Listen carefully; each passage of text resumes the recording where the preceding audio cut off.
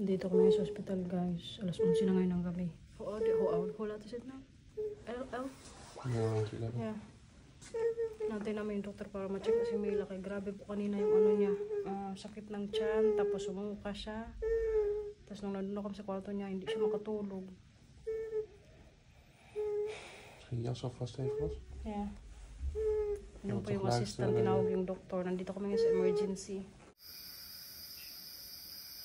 Admit ngayon si Mila guys. Parang may ano siya ka. Heavy na asthma. Buti na lang talaga kayo. Dinala na lang namin yung sa hospital ngayong gabi. Mag-alas 12 na po ngayon dito. Ating gabi. Are we going to stay here, right? Or they're going to check if they have a room here? No, they give her 2 treatments of the medication, and then they're going to listen to her lungs again to see if it's all clean and all clear. And yeah, they want to make sure that she can breathe well this evening. If they suspect she might fall back, then they might want to keep her here for the night. Okay.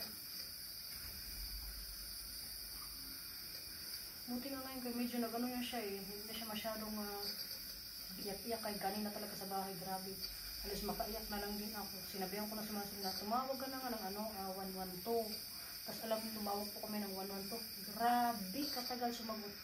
Nakarating na kami dito sa hospital. Hindi pa rin sinagot ng emergency line. No, the 112 is only for a life-threatening situation. Oh, it's not the one you called this evening? No. So hindi pala siya 112 guys. Kung baga ito yung parang second sa pinaka-emergency.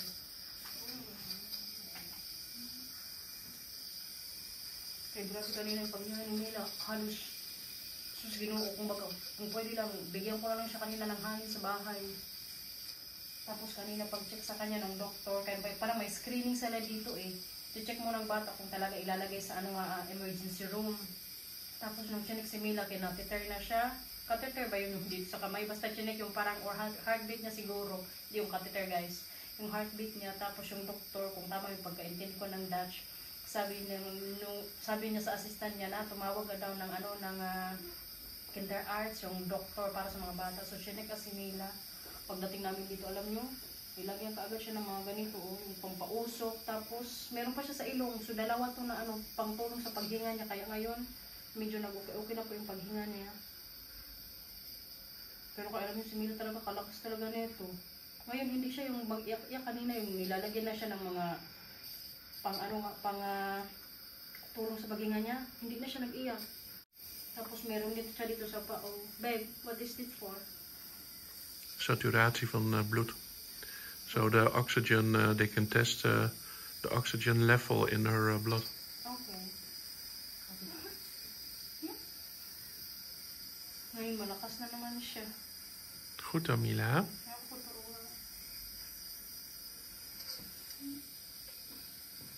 Si Masi po ngayon sa bahay. Tulog na tulog. Check ko rin yung camera. Every minute. Ang nandun po ngayon sa bahay, yung bantay, yung ninong-ninang nila. Po?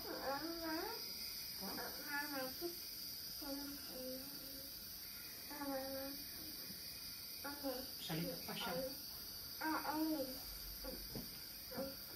Oh, huwag na ikaw magsalita na. Okay lang yan. Huwag na ikaw magsalita. Okay? Wait. Hold. Ready to press? Ja, hè. Heb je dan geen buikpijn meer? Nee? Zo. Update Camila guys. 4:59, so mag-alas 5 na po ng umaga. Katatapos niya lang bigyan ulit ng oxygen. Tapos ngayon tinanong ko siya kung gusto niya ng pagkain. Kasi mula kagabi wala to siya kinain. Water. Balik kagabi po pala na si Mila nga na check, tapos yun pina-admit siya ng isang gabi ngayon dito sa hospital. So ang Marcel nasa bahay na, kay para pagising ni Matthew andun siya. Sabi ko sa kanya kagabi, ako na lang mabantay kay Mila. Hindi na ako masyado nakablog kagabi guys, kaya wala, natataranta na ako kagabi ba. Si Mila din kasi kagabi nung nalipat kami dito sa sa room. Nakatulog ka agad. Tapos ako naman ako ng bantay sa kanya kay mga alas 2 ata ng madaling araw. Binigyan ulit siya ng oxygen. Siguro yung total na nabigay sa kanya. Pang-anim na to. Naku, huwag mong tanggalin yan. Tinatanggal niya kasi itong mga nilagay sa tiyan niyang mga, siguro pag yung paghinga para mamonitor. Ayaw mo ng anak, fruits? Yeah, mamaya ako na. Anak, hindi kay nagsabi ka na. Pag naubos na, magbigay si Frau ng draufa, okay? Buti na lang kaya naghingi na siya ngayon ng fruits. Cake, malong. Anong gusto mo? Okay, baka magalit si Frau na. Kain ka muna ng malong. Okay? Huwag gusto matulog ulit tayo. Siguro ang Marcel bukas magpunta yan dito pag gising ni Matthew. Para makadalaw si Kuya. Pag maging okay po mamaya yung sa paghinga ni Mila yung maging normal ulit. Baka pauwiin po kami ngayong araw. Pero hindi ko lang yan sure guys. Kaya ito nga kanina po ko check yung sa niya paghinga. Nakatulog ulit siya guys.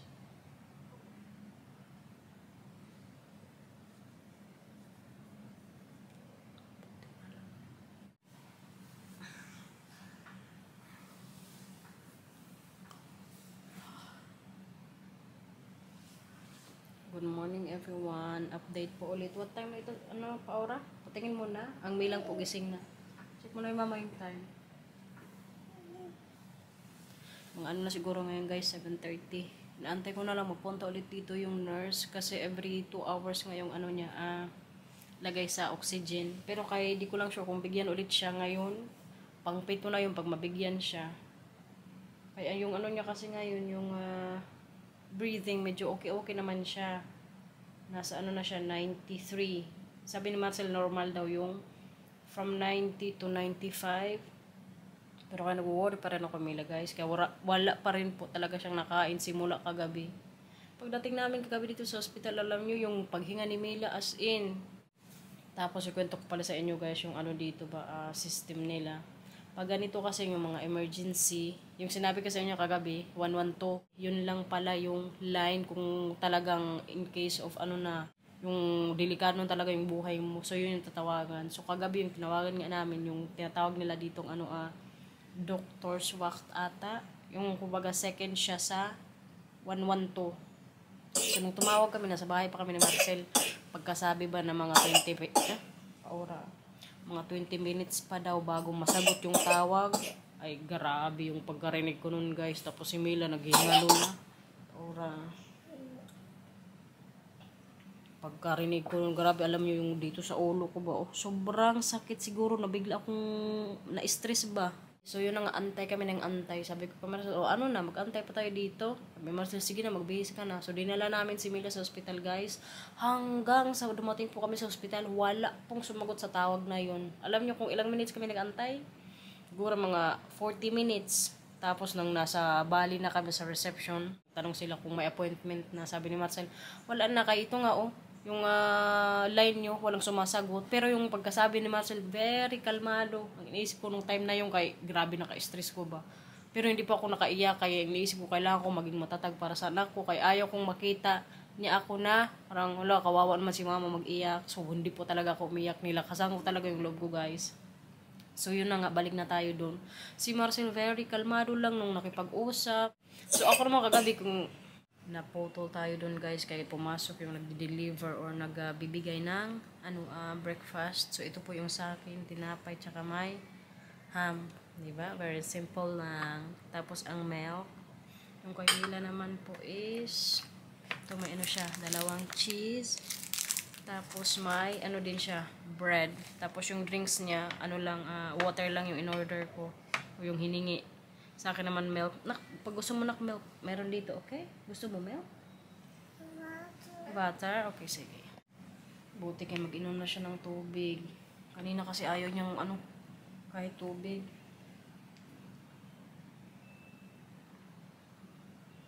Buti na lang kumain na siya, guys.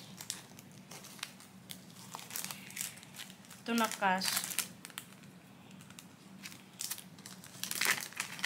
Paora. Cheese. Cash. Kawan ay ito. Ashiblift. Nak, pag gusto mo milk, sa'yo na lang yung milk ni mama, okay? Pero wala man akong gana ngayon kumain. Oh. Itong pagkain.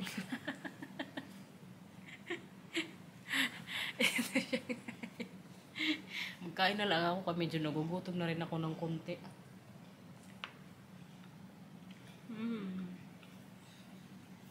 Masarap na lang siya, guys.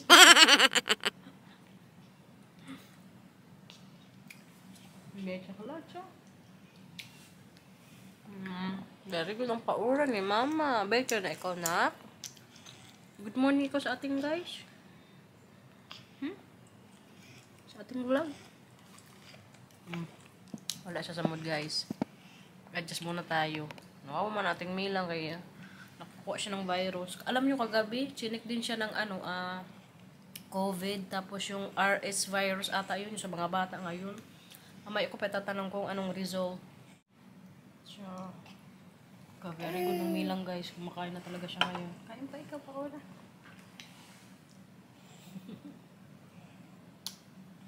Pero kung maririnig nyo siya, may ano pa rin tunog yung ano niya paghinga.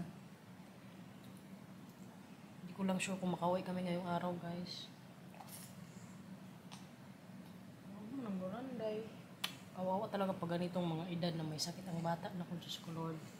Pero kay masaya na rin ako na may kinain siya ngayong umaga kay as in the whole night wala po talaga siyang kinain. Tapos wala pa siyang dextrose. So nag-worry din ako kay kaninang umaga din nakita ko yung kamay niya medyo nagganyan-ganyan ba oh. Pero hindi naman siya talagang nanginginig siguro yung reaction lang din ng katawan niya. Ganyan-ganyan. Mommy! Oh. Phone. Oh, pumanod ikaw? Okay. Si Marcel po ngayon nandun sa bahay, busy na yun ngayon mag-prepare ng mga damit namin ni Mila kaya dalhin daw niya dito kung sakaling magstay pa kami dito ng isang gabi. Kailangan ko rin magbihis, guys. Tapos meron din pala ditong CR. Ipakita ko sa inyo mamaya pagdating ni Marcel. Tapos yung kwarto nga dito ni Mila. Kaya pa ikaw ng cheese na? Sure. Wow man ang princess niya, mama, oh. Andito na si Matthew tsaka Marcel, guys. Alam niyo, pagkakita ni Matthew kay Mila, sabi niya kaagad, Mila, okay na yung pakaramdam mo. Kasi talaga namin kuya. Kuma dito. Hindi ako mag-iyak dito kay makita itong mga anak ko, baka mag-drama-drama dito. Matthew, get here. Oh. The ambulance here. Hey. Oh, lito, It's for you. Yeah. monitor ni Mila dun siya. Yeah. What's your Mila? Wait. Onay. Tapang talaga ng aming little waray.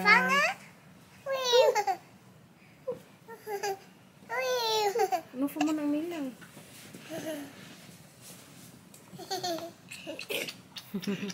Matthew, nakikifanga. Play kayo? Fanga. Oh. What's siya? Fanga ik. Naubos ni Mila pala yung dalawang bread. Yeah. So that oh, my. Update, guys. Katatapos lang po ng pang-8 oxygen ni Mila today. Simula kagabi nung nag-start siyang mag-take nga nun. So katatapos lang ngayon, medyo nag-okay-okay na naman yung pakaramdam niya. Oh. Tapos kanina binigyan din po siya ng prednisone. Parang nakatulong din yun ng konti para siguro sa ano yun, mga bacteria niya or something sa loob ng katawan niya. Ano yan? Opo, sige mamaya. Buti na lang umasika din na yung cellphone, malibang siya dito. Mag-good morning ako sa kanila, nak. May snack na palang Mila dito, oh. May cookies, tapos yung fruits na pinili niya po is wag saglit lang na kay. I-connect ni mamang telephone, okay? Pero kay guys, ang bilang po, i-admit po ulit siya ngayon. Magstay pa kami ng isang gabi po dito kay para ma-monitor siya kung kaya na ba niyang mag-ano ulit, yung maging normal yung paghinga niya. Kahit hindi siya bigyan ng ano nga, yung oxygen yung sa ilong. Kaya itatry siya siguro tonight na yung ano lang, yung kagaya kay Matthew, yung parang ano ba, puffya yung tawag niyan dito eh. Basta, yun guys. Pakita ko lang sa inyo mamaya pag matanggap namin. Pero kasi Matthew habang nasa baba guys, i-tour ko po kayo ngayon sa kwarto ni Mila. Bali, itong room po ito is parang private room siya. Tsaka covered na to siya ng insurance guys. So, wala po kaming babayaran. So, unahin po natin yung bank dito. Okay lang yan, Paora. Kaya mag-vlog muna si Mama. Tapos si Marcel po pala, nagdala na ng coffer namin ni Mila. Kaya dyan nga nilagay yung mga gamit namin. Kaya magstay pa nga kami ng isang gabi dito sa hospital. So, yung po, CR. Tingnan nyo guys. Yan po yung itsura niya sa loob. Malaki nga siya eh. So, pwede po maligo dito. Tapos dyan. Tapos yung ni Mila, bed. Diyan po. Diyan din po kami natulog kagabi. Dalawa kami dyan. Tapos sa kabila pwede din yan itaas yung ganito. Para walang malaglag sa aming dalawa. Kasya naman kami kagabi. Kaya okay din. Pero hindi ako nakatulog na maayos. O isang oras lang tulog ko in total. Nila. Better na ikaw pa ora? Ha? Yeah. Naging okay talaga siya guys. Nung nakita niyo si Matthew, mas lumakas siya. Namiss niyan si kuya eh. So, dito na tayo sa bed. Tapos, dito naman yung sa monitor ni Mila, guys. Ito yung inaano nila ba? Chinecheck. Kailangan dapat yan 120. Yan po yung heart rate ni Mila. So, ito siya normal. Normal. So, yung sa lang tagala paghinga ba? Yung pitik ng niya. Puso siguro. Tapos, dyan naman may mga gloves. Tapos, dyan magugas ka ng kamay. Lababo ba? Tapos, yung door po dito. Pero may privacy din kaya hindi ka makita sa loob kasi pwedeng mong yung kurtina ganyan ba. Pahaba. Okay na rin 'di ba yung room. Kumbaga may privacy din. Tsaka yung mga nurses po dito, time to time chine-check talaga si Mila lalo na yung maglagay sa kanya ng oxygen. Pero kay grabe, masyak lang ako. 8 oxygen na yung na-take niya, guys. Pero happy din ako na hindi siya yung iyak-iyak kasi never po siyang umiyak. Ay siguro umiyak siya kagabi nung unang beses siyang nilagyan pero mga ilang seconds lang. Tapos wala na kasi na-feel niya rin na nakatulong sa paghinga niya. Na Paora? Buti nga ngayon guys, kaya mag-upo na siya kagabi, nakahiga lang yan siya. Tapos yun na nga, i-continue ko na yung sinasabi ko sa inyo kanina, yung pagdating namin kagabi sa hospital. Nung dumating kami kagabi, nirefer na kami doon talaga sa emergency na mga doktor na mag-check kay Mila. So nilagyan agad siya yung mga dito-dito, so kinabahan na ako, tapos nilagyan na siya ng para sa oxygen niya. Hindi man dyan siguro swero, no? Basta yung dito sa ilong. Tapos pagkalagay nun, nilagyan ulit siya yung para sa oxygen na. Tapos doon na yung parang nag-normal yung hinga niya. Tapos katapos nun, mga ilang minutes siguro, nilagyan din siya yung sa sa paa para sa niya naman sa dugo. Pero hindi po talaga siya yung mag-iyak-iyak doon. Mag-iyak lang siya yung parang magsakit na naman yung tiyan niya. Kasi yung din po ni Mila guys, feeling din namin, hindi lang talaga siya sa asthma. Ang sabi nung nurse kanina, baka daw may virus na na-pick up si Mila na bago sa katawan niya. So yung katawan niya nag-react ng ganun na lang kay grabe talaga niya grumpy kagabi. Buti na lang din kay ang layo ng hospital dito sa bahay namin. I think from our house to here, 15 minutes to 20 minutes. Phil? 10 to 15 minutes sabi ni Marcel. Ganun po kalapit ang hospital sa amin. Wala, naglaro na naman.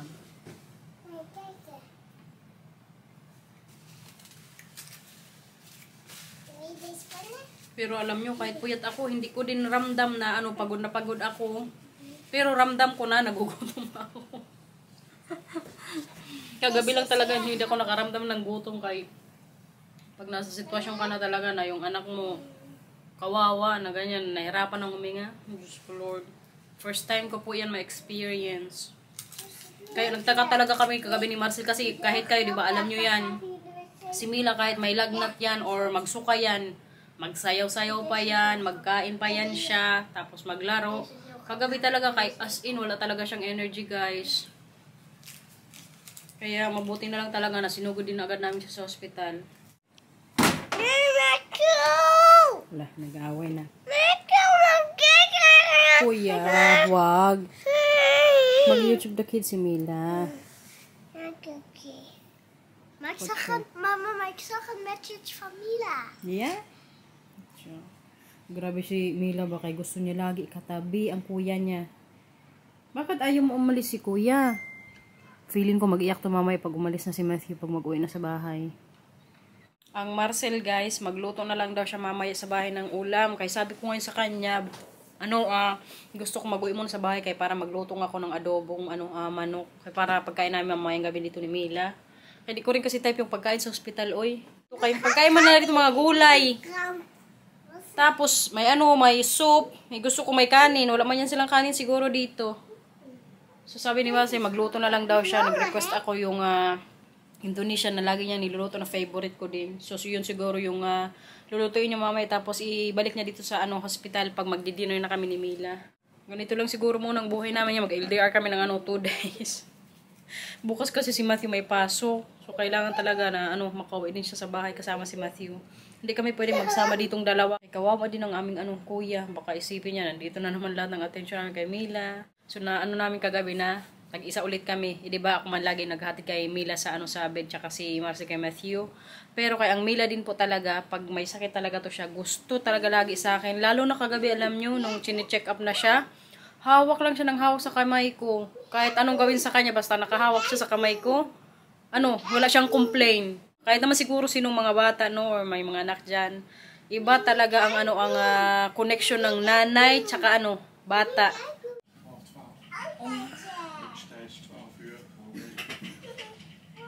Grabe, nakatulog din ako ng isang oras kasi Marcel tsaka Matthew nandito pa. Alam yung pinestuhan ko dito? Yung upuan po na pinakita ko sa inyo. Masarap ng tulog ko, guys. Si Mila, medyo okay pa rin siya. Naglalaro pa rin kasama si Matthew. Oh, did you also bring the iPad? I thought only the telephone. It's from here. Okay. May iPad din pala dito para sa mga bata, guys. Nilalaro ngayon ni Matthew. Ito lang kagandahan dito. Kaya nga may private room kami. Makatulog ako. Masarap lang siguro kung may kanin ako tapos adobo. Sabihin ko mamaya ang Marcel na dalhin na lang rice cooker din. Sabihin ng lalaki po pala magpunta dito mamaya pag alis nila Marcel kasi sabi din ng doktor or nung nurse ni Mila, huwag din daw masyado yung madaming bisita kayo para magpagpahinga si Mila. Ang Inday update din pati ang Soninas World. Alam nyo ba guys, yung plano namin ngayong araw na mag-Amsterdam, grabe, na drawing. Hindi po natuloy. Kanina dapat yung alis namin umaga mga 8:00. Nagbayad na kami or nagbili na kami ng ticket. Last week ata, binili na yun ni Inday. Ang kasayang lang ba, kaya wala pong cancellation na tapos hindi siya pwedeng i-reschedule para next week sana sa weekend. Sabi ko nga sa mga Inday, Uday, tuloy nyo na kayong dalawa na lang or magsama kayo ng isang tropa. Kung may ma-recruit sila ba. Wala kayo, hindi din talaga sila nagtuloy. Din siguro sila, nag-worried kay Mila.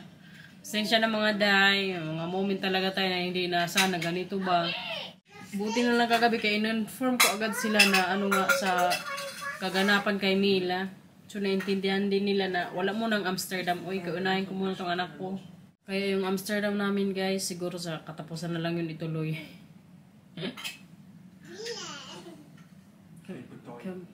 What? Nayo. Ituloy. Continue. Putoy ka dyan. Buang. Bebe, kabambay siya humor. Tinapay lang pagkain dito. Yung open po kasi ng canteen dito, 12:00 ata. Sunday po kasi ngayong araw. So late na nag-open yung canteen. Pero kayo yun, mamayang gabi siguro magdalang sila ng pagkain dito. Padamihan ko lang ng kanin kahit siguro madaling araw pag nagutom ako magkain. Maglaro na po ang Melang, ha? Cut siya. Ito yung sinasabi kong iPad nila dito guys para sa bata. O, kalaki ba? Mommy. Po. Yakot. Mabalik na sa normal po yung mga ano ni Mila, vitals. Vitals ba yan guys? Mga ganyan ba oh? May vital shine. Cut siya. Water. Strong talagang aking little waray. Yung lunch po pala ni Mila may very Dutch siyang poffertjes. Tapos may patinapay. Tapos yung cookies niya kanina din oh, fruits. Mila, magkain na ikaw ng poffertjes mo pa ora. Nee, die zijn nog heet. Mama een beetje open, oké? De poedersuiker eraf en dan kun je lekker eten. Ja. Konofona. Goed zo. Tot ziens. Wat is dat? Dag kuya. Maak je ook nog een 5? Ciao. Goed zo. Oh, lief. Opo, magkain ka muna, okay? Kaya kailangan ni kuya mag-uwi muna pura. Kasi papa magluto ng ulam. Tapos dalhin dito mamaya. Magbalik sila mamaya ni kuya mga hapon. Mga alas 5 bago ikaw matulog, okay? So katatapos lang pala guys ng pang 8 or pang 9 na ni Mila, oxygen. So ngayon itatry po nila na i-block yung 2 hours ba, or parang ang gagawin nila ngayon medyo haba na yung gap bago siya bigyan ng oxygen, kaya para kung kaya na niyang wala nga yun.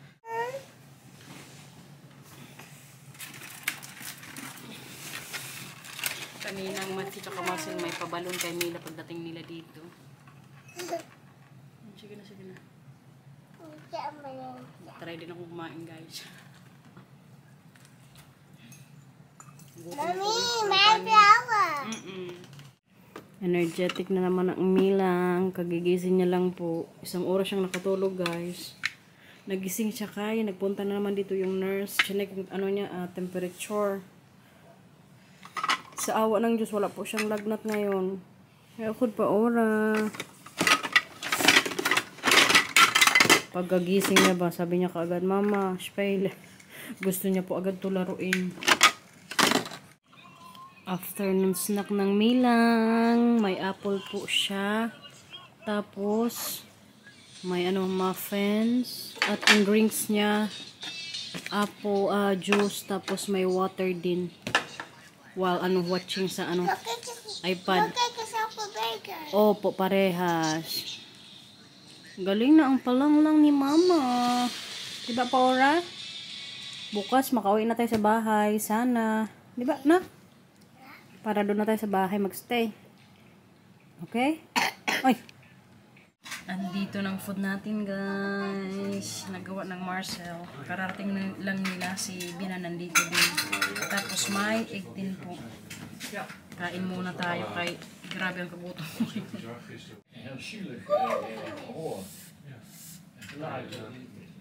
Toen kwamen 6 paracetamol gedaan. Kanin is life talaga, guys.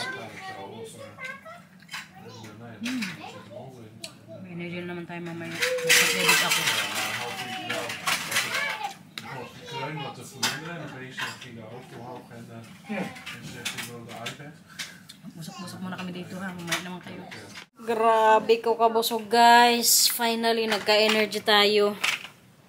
Hindi ako nakakain ng kanin kahapon hanggang kaninang umaga. Pero kaya ang Marcel nagluto nga. Dinalahan ako. Tinawagan ko rin kasi kanina siya sa bahay.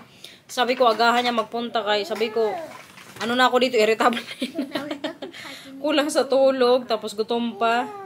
Hindi din kasi ako dito nag-request ng tinapay. Kaya wala akong ganang kumain sa tinapay guys. Gusto ko talaga kanin. Inom lang ako kanina inom ng tubig. Tapos yung yung kay Mila din na snack na ayaw niya ako din kumain. Pero kaya nakakain na tayo ng kanin. So, may energy na tayo mamaya mag-edit. Maya-maya din mag-uwi na sila Marcel. Si Papa po umalis na rin kay yun nga chinek si Mila. Tapos dala po ng color book. Mag-drawing-drawing ang Milang. Si mama guys, hindi sumama kasi nga alam nyo naman yan, hindi siya pwedeng maano ng virus. Lalo na si Mila, kay chinek nga to pero wala pang result. So para maiwasan na makapick up din siya ng virus dito sa hospital, mas minabuti namin mag-ano na lang siya doon sa bahay nila magstay. So si Papa lang kanina yung naglalaw.